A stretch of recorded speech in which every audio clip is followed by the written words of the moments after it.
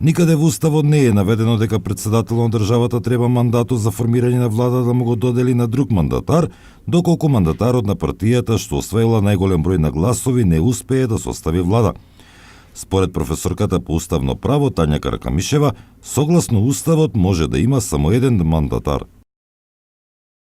Уставот е многу јасен доколку се следи системската логика на уставните одредби и доколку се следи она нормална демократска логика дека изборниот победник е тој кој што го дава мандатарот за состав на влада. Изборен победник во Македонија и во сите земји не може да има двајца тројца. Изборен победник е еден. Без разлика што 2008 година нели се пропагираше изборен победник од албанскиот блок и од македонскиот блок, во основа изборен победник во држава може да биде само еден.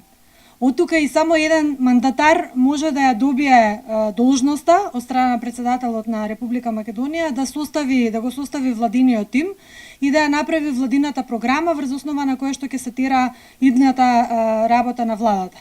Од тука сите други логики, шпекулации или некакви други местенки кои што ги слушаме во јавноста се политички волунтаризам кој може да не излече од системот, од она што е зацртано во Уставот и да влеземе во разноразни политички комбинаторики кои ќе ја изместат изборната волја на мнозинството граѓани во Република Македонија и од каде што нормално ќе се следи логичното прашање зошто воопшто организираме избори.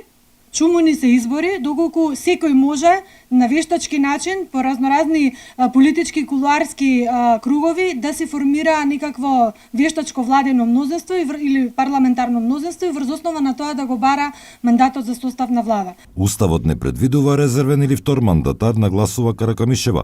Доколку во законскиот рок мандатарот не успее да состави влада, председателот на државата повторно му го доделува.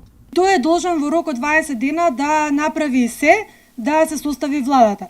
Доколку не може во рок од 20 дена да направи ништо, во таа смисла да се договори, го враќа мандатот за состав на влада до председателот на државата, кој овој повторно треба да го додели мандатот на истиот мандатар, се со цел да се добие на време, да се политички преговара, да се разговара по пат на диалог, преговарање, внатрешно договарање и така натаму, да се направи државата да има влада. Според Каракамишева, практиката да се даде мандат на друг не смее да биде повторено од страна на председателот Ѓорѓе Иванов, како во 1992 година, кога Петар Гошев не успеа да формира влада, па мандатот му беше доделен на Бранко Црвенковски. Професорката потенцира дека институциите во државата мора да работат согласно и да действуваат исклучиво по словото на Уставот и на законите во земјата, како и согласно принципот на владење на правото, а не согласно политичките потреби на политичарите. Секој излегување од рамките и содржината на уставните норми ќе значи своеволно толкување на највисокиот правен акт во земјата, што е недозволиво и спротивно на Уставот. Уставната норма е вака прецизирана. Ако сакаме поинаку да биде прецизирана, треба тоа да го напишеме во Уставот и оттаму да биде облигаторно, односно задолжително за сите политички субјекти во државата. Ако коректно и без политички партиски навивања се чита членот 90 од Уставот, може да се види точната намера на уставотворецот, а намерата е во ниту еден случај, макар и теоретски, да не се стави правна можност да се заобиколи изборниот победник и да се навлезе во водите на политичкиот волонтаризам.